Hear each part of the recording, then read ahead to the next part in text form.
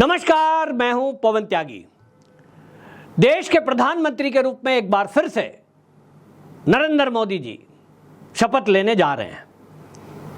NDA के गठबंधन के नेताओं ने दिल्ली के अंदर आकर अपना समर्थन पत्र दिया और अब तय हो गया है कि एक बार फिर मोदी सरकार बनने जा रही है। इस एनडीए गठबंधन में यूं तो सभी लोग अपना अपना स्थान रखते हैं, अपनी वैल्यू रखते हैं, लेकिन नीतीश कुमार और चंद्रबाबू नायडू की सबसे ज़्यादा इस पर चर्चा है क्योंकि उनकी सीटें सबसे ज़्यादा हैं। लेकिन अब इसमें जो गठबंधन है, अभी तक का जो आंकड़ा है, उस आंकड़े में यानी 292 के आंकड़े में कुछ और दल भी जुड़ने जा रहे हैं, ऐसी खबर है। जहां एक तरफ निर्दलीय प्रत्याशियों का, मैंने आपको बता दिया, चंद्रशेखर उपाध्याय जो नगीना उत्तर प्रदेश से जीते हैं, उनका भी एनडीए में शामिल होना ये हो सकता है। इसी तरह आपको मैंने बताए थे कुछ नाम जो है बिहार से पप्पू यादव की ऐसी बात आ रही है। इसी तरह से कुछ नाम और इसमें जोड़े जा रहे हैं। जो लोग इसमें 5 ऐसे निर्दलीय, बाकी छोटे दलों को और मिलाकर के ये संख्या 25 और जुड़ सकती है, एनडीए का हिस्सा बन सकती है। यानी एक मजबूत सरकार आज भी 292 में है। इसमें यह कहा जा रहा है कि नीतीश कुमार के जिस तरह के फैसले पिछले दिनों रहे हैं, उन पर विश्वास नहीं किया जा सकता। मैं एक बात कहता हूं कि नीतीश कुमार आज एनडीए में हैं। यदि वो कल को एनडीए का हिस्सा नहीं रहते हैं तो भी भारतीय जनता पार्टी इस बात को ध्यान में रखते हुए काम कर रही है कि कोई भी इस तरह की ब्लैकमेलिंग कल को ना कर पाए या सरकार के लिए समस्या ना बन पाए, और इसीलिए इस एनडीए गठबंधन को और ज्यादा मजबूत किया जा रहा है। उद्धव ठाकरे जिनकी शिवसेना है, उनसे बात की जा रही है और इसलिए आपको बता दूं कि इस बातचीत में आपको पता है कि वो जो है उनके पास जो सीटें हैं, उस सीटों से बढ़ोतरी होने वाली है, जिनकी संख्या 9 है। 7 सीटें उद्धव ठाकरे से अलग हुए जो एकनाथ शिंदे हैं, उनके गुट ने जीती है। अगर वो दोनों एक हो जाते हैं तो ये 16 सीट हो जाती हैं और ये मजबूती प्रदान करेगा एनडीए को। और जो बात रही ये कि देखिए, कांग्रेस का यूपीए 1 यूपीए का 2 मैंने आपको बताया था कि इसी तरह की सीटों की हिसाब किताब था और उन्होंने 5 साल सरकार चलाई, तो फिर मोदी सरकार 5 साल क्यों नहीं चलेगी? इस पर तो कोई बात ही करना बेकार है। हाँ, ये बात जरूर है कि जो विपक्ष है वो जरूर कोशिश करेगा कि मोदी सरकार अस्थिर हो, जो उनके सहयोगी दल हैं उनको तोड़ने का प्रयास किया जाएगा। लेकिन मोदी जी के जिस तरह के तेवर अब देखने को मिलेंगे आपको, मैं आपको बता रहा हूं कि कई छोटी और बड़ी पार्टियां अपने आप टूटकर बिखरने वाली हैं। मोदी जी ने एक चुनावी सभा में घोषणा कर ही दी थी कि अगले 6 महीने में राजनीतिक भूचाल आने वाला है। और ऐसा शब्द क्यों कहा था मैं आपको बता रहा हूं। हालांकि अंदेशा है, नेशनल हेराल्ड केस में सोनिया गांधी, राहुल गांधी दोनों जमानत पर हैं। केवल पेंडिंग केस इसलिए छोड़ा गया क्योंकि अगर इन दोनों को चुनाव के पहले जेल भेज दिया जाता तो ऐसे में सहानुभूति का वोट ये बटोरते। और जो आज इंडी गठबंधन हमें दिखाई दे रहा है कि वो सरकार बनाने की स्थिति में नहीं है, 99 पर कांग्रेस अटकी है, वो कांग्रेस कहीं ना कहीं 150 का आंकड़ा पार कर सकती थी। फिर सरकार आज मोदी के बजाय राहुल गांधी बना रहे होते। और इस बात को समझते हुए तेजस्वी यादव को जेल नहीं डाला गया, उनके ऊपर आईआरसीटीसी घोटाला, जमीन के बदले नौकरी घोटाला, लालू प्रसाद जमानत पर हैं, बीमारी ग्राउंड पर, उनको जेल में नहीं डाला गया। पश्चिम बंगाल के कई नेताओं के ऊपर केस चल रहे हैं जिनको अभी फाइनल नहीं किया गया। ममता बनर्जी का भतीजा भी उसमें से एक है जो विवादों में घिरा है, जिनके ऊपर आरोप है। आम आदमी पार्टी जिनके ऊपर खालिस्तान मूवमेंट चलाने वालों से चंदा लेने का आरोप है, वो भी अभी आरोपों के घेरे में है। और जब इनकी सबकी जांच होगी एक एक करके, तो कई बड़ी पार्टियों के बड़े बड़े नेता, बड़े बड़े चेहरे जेल की सलाखों के पीछे होंगे। जब ये जेल की सलाखों के पीछे जाएंगे तो सोचिए, आप कल्पना करिए कि सोनिया गांधी और राहुल गांधी दोनों नेशनल हेराल्ड मामले में यदि दोषी पाए जाते हैं और वो जेल जाते हैं, मैं यदि कह रहा हूं, तो सोचिए क्या होगा। कांग्रेस बचेगी? निश्चित रूप से नहीं बचने वाली है। वो आज ही कांग्रेसी पुराने दावा कर रहे हैं कि अभी आप देख लीजिए, अब ये भले ही डांस कर रहे हो, लड्डू बांट रहे हो, आपस की खींच मिटा रहे हैं, हकीकत तो यह है कि राहुल गांधी एक बार फिर फेल नेता साबित हुए हैं। सरकार बनाना या सरकार नहीं बनाना, यही राजनीतिक दलों का एक पैमाना है, जनता तय करती है। राहुल गांधी कांग्रेसी कह रहे हैं कि ये मैंडेट मोदी को नहीं मिला है। भैया मोदी को क्यों नहीं मिला है? अकेले दम पर 240 सीट लाए हैं, आप सारे मिलकर इतनी सीटें नहीं ला पाए। ये मैंडेट किसको है? और एनडीए गठबंधन चुनाव के पहले का है, तो गठबंधन किसको है? केवल नैरेटिव गढ़ने की कोशिश की जा रही है हमेशा की तरह कि राहुल गांधी को ही फिर से ही मैन बताया जाए, उनको एक बड़ा नेता बताया जाए। आप जो है ये बताइए कि कोई परीक्षा में बैठा बच्चा 100 में से 33% लाने पर पास होता है, 33% पासिंग मार्क्स है। यदि किसी बच्चे के 10 नंबर 15 नंबर आ रहे हैं और किसी बार वो 25 नंबर ले आता है, पासिंग मार्क्स 33 है। लेकिन एक बच्चा जिसका नाम राहुल है वो 10 और 15 ला रहा था पिछली परीक्षाओं में, लेकिन 2024 की परीक्षा में वो 25 नंबर ले आता है, तो क्या वो पास बच्चा कहलाएगा? उसके घर वालों को खुशी मनानी चाहिए, उसके फॉलोअर और जो उनके चमचे हैं उनको तालियां बजानी चाहिए, जो उनके बिकाऊ मीडिया हैं क्या उनको लड्डू खाने चाहिए और खिलाने चाहिए। लेकिन ये सब हो रहा है, बच्चा फेल है, पास हुआ नहीं है।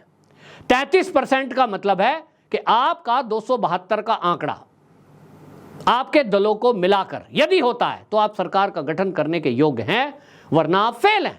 वो चाहे मोदी हो चाहे वो राहुल गांधी हो। मोदी जी 272 का आंकड़ा पार कर चुके हैं, सरकार का गठन करने जा रहे हैं।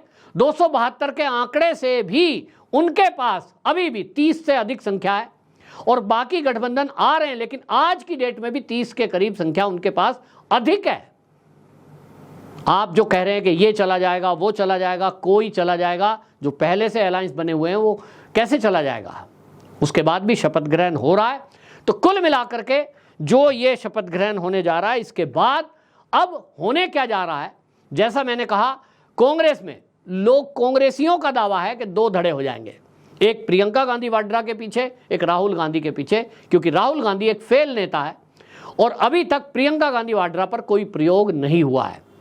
तो फेल होने का जो ठीकरा है वो राहुल गांधी का ही है, क्योंकि वही नेता हैं, वही यात्राएं निकाल रहे थे, वो सब जगह घूम रहे थे, तो उनकी जिम्मेदारी कैसे नहीं है। इसलिए इंडी गठबंधन के सारे नेता जो दावा ठोक रहे थे कि हमारी तो 400 सीटें आ रही हैं, वो कहीं टिक नहीं रहे, सरकार बन नहीं रही है और अभी भी विपक्षी पार्टी में ही रहेंगे।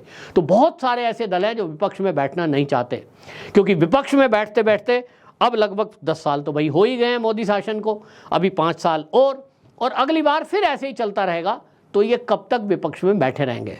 ये अकलबंदी नहीं है, ऐसा बहुत लोग मानते हैं। तो मुझे जो सूत्र पता लगा है कि समाजवादी पार्टी में भी टूट होने जा रही है, क्योंकि वहाँ चाचा जी को लग रहा है कि भतीजा आगे चल रहा है, भतीजा इंडी गठबंधन में बैठा है, लेकिन मान सम्मान कुछ भी नहीं हो रहा है, क्योंकि ना तो उत्तर प्रदेश में सरकार में है ना केंद्र में सरकार में है। विपक्ष में बैठे रहिए, भतीजे के पीछे ताली बजाते रहिए। एक तरफ यह है कि एनडीए का हिस्सा बन जाइए, उत्तर प्रदेश में भी सरकार में शामिल हो जाओ, और जो सांसद उनके साथ आएंगे वो केंद्र में हिस्सेदार हो जाओ।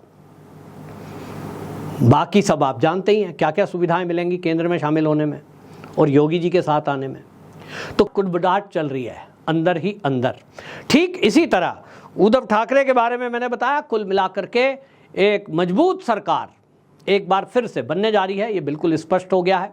और जो लोग मोदी को फेल नेता बता रहे हैं, वो लोग कह रहे हैं साहब अपने क्षेत्र में कैसे वोट इतने कम रह गए, जीत का मार्जिन 1.5 लाख है। भाई मोदी जी का वोट नहीं घटा है, मोदी जी का वोट नहीं घटा, लेकिन जो उनके विरोध में अजय राय खड़े थे उनका वोट बढ़ा है, और इसीलिए आपको जीत का मार्जिन कम दिखाई दे रहा है।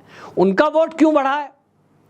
इनका वोट इसलिए बढ़ा है क्योंकि समाजवादी पार्टी कांग्रेस अलायंस था, और समाजवादी पार्टी के साथ दलित वोट भी इस बार आया है। पिछली बार मायावती जी के साथ अलायंस था समाजवादी का, लेकिन इस बार कांग्रेस के साथ अलायंस है, और इसके कारण से मायावती अलग लड़ रही हैं, तो दलित वोट भी कटा, तो जीत का अंतर घटा, मोदी जी का वोट नहीं घटा। भारतीय जनता पार्टी की बात करें, मैं इसे पहले भी बता चुका हूं, 2014 में जब भारतीय जनता पार्टी ने 282 सीटें जीती थी, उस समय वोट का प्रतिशत 31 था। 2019 में जब भारतीय जनता पार्टी ने 330 सीट जीती थी उस समय वोट का प्रतिशत 37 था और आज 240 सीट जीती है बीजेपी ने, वोट का प्रतिशत आज भी 36 है। 19 से मात्र 1% वोट का प्रतिशत घटा है और इस पर लोग गरियाने में लगे हैं कि बीजेपी तो फेल, मोदी फेल, योगी फेल। केवल 1% वोट घटा है और ये एंटी इनकम्बेंसी योगी जी के विरुद्ध भी है तो मोदी जी के भी विरुद्ध है। दोनों लोग लगभग 10 साल राज करते हुए उनको हो गया। बहुत मेहनत की है, बहुत काम किया है, लेकिन लोगों को विकास समझ में नहीं आता, जात समझ में आती है। इस पर इन नेताओं की गलती क्या है? इन्होंने तो हिंदू, हिंदुत्व और हिंदुस्तान इनके लिए काम किया था, किसी जाति के लिए नहीं। मोदी जी का नारा था, भाजपा का नारा था, सबका साथ, सबका विकास, सबका विश्वास और सबका प्रयास। तो मोदी जी ऐसा ही सोच रहे थे कि सबको साथ लेके चलना है, लेकिन मोदी जी की गलती बताइए, उन्होंने जनता पर विश्वास किया लेकिन जनता ने उनके साथ विश्वासघात किया, जो अपनी जाति के पीछे जाते रहे। तो इस पर चिंतन करना है, मनन करना है, पार्टी को भी सोचना पड़ेगा कि जो जनता है उसका मूड क्या है, वो कैसे वोट करती है। वो जाति के पीछे जाती है तो उसको समझा नहीं सकते आप, अपना आपको पैटर्न बदलना पड़ेगा और इस पर मनन चल रहा है। बहरहाल सरकार बनने के बाद ये जरूर विचार किया जाएगा कि नौकरी पेशा वालों के लिए जो घोषणाएं करनी थी, जो काम करना था, वो मोदी जी ने नहीं किया। वैकेंसियां जो केंद्र में निकालनी थी, 30 लाख वैकेंसियां जिनको बताया जा रहा है कि वो खाली हैं केंद्र सरकार में और उनको भरा नहीं गया। क्यों नहीं भरा गया? जो केंद्र सरकार का एक काम था कि मध्यम परिवार के लिए महंगाई महंगाई चिल्लाई जा रही थी, हालांकि रियलिटी में उतना नहीं है, लेकिन क्या हो जाता अगर मोदी जी चुनाव के पहले 10 रुपए पेट्रोल पर कम कर देते, 20-50 रुपए सिलेंडर पर कम कर देते। कांग्रेस की सरकार तो ऐसा करती ही थी वोट लेने के लिए, क्योंकि जनता जब वैसी ही है तो आप देख लीजिए, किसी ने 1 लाख नहीं दिया लेकिन फार्म भरवाए गए उत्तर प्रदेश में घर घर जाकर कांग्रेस के द्वारा कि हमारी सरकार आई तो सबको 1 लाख रुपए देंगे। महिलाओं को पैसे देने के वादे किए गए, आज लंबी लाइनें उनके ऑफिस के बाहर लगी है। तो झूठ के मुकाबले आप सत्य पर आधारित रहेंगे तो युद्ध कभी नहीं जीत सकते। महाभारत के युद्ध में भी श्री कृष्ण भगवान जब साक्षात अर्जुन के साथ खड़े थे तब भी अश्वत्थामा मारा गया किंतु हाथी, ये जो किंतु हाथी शब्द था, इसको दबाने के लिए, ये सुनाई ना दे, द्रोणाचार्य जी को 5 जन्य शंख श्री कृष्ण भगवान ने स्वयं बजाया था और ये इसलिए वृतांत लिख दिया गया महाभारत में ताकि आने वाले राजनीतिक दल जब धर्म युद्ध के मैदान में उतरे तो वो समझ लें कि आपके सामने छल करने वाले, कपट करने वाले, झूठ बोलने वाले खड़े हैं। तो आप सत्य पर आधारित राजनीति करोगे तो हारोगे, आपको हार का ही सामना करना पड़ेगा। आप श्री कृष्ण के, भगवान जी के अनुयायी बनते हो, राम जी के भक्त बनते हो, जय श्री राम बोलते हो, जय श्री कृष्ण बोलो, लेकिन कृष्ण जी की नीतियों पर भी चलो। ये भारतीय जनता पार्टी को सोचना होगा कि राम राज्य नहीं है, ये कृष्ण जी का राज्य भी नहीं है, ये कलयुग है और कलयुग में जो श्री कृष्ण भगवान शिक्षा देकर गए उसके बाद का काल है, उसके हिसाब से बीजेपी को चलना चाहिए। समझता हूं कि अगर इस वीडियो को कोई भारतीय जनता पार्टी का नेता देख रहा हो तो जरूर इसको मोदी जी और जेपी नड्डा तक पहुंचाओ कि भाई आप ये सबका साथ, सबका विकास, सबका विश्वास छोड़ो और मूल विषय पर काम करो, क्योंकि भारत के लोग अपने तरीके से सोचेंगे तो आपको उनके हिसाब से ही सोचना पड़ेगा। आपको अपनी सोच बदलनी होगी, वोटर को आप नहीं बदल सकते। आपकी क्या राय कमेंट बॉक्स में जरूर बताएं। वंदे मातरम।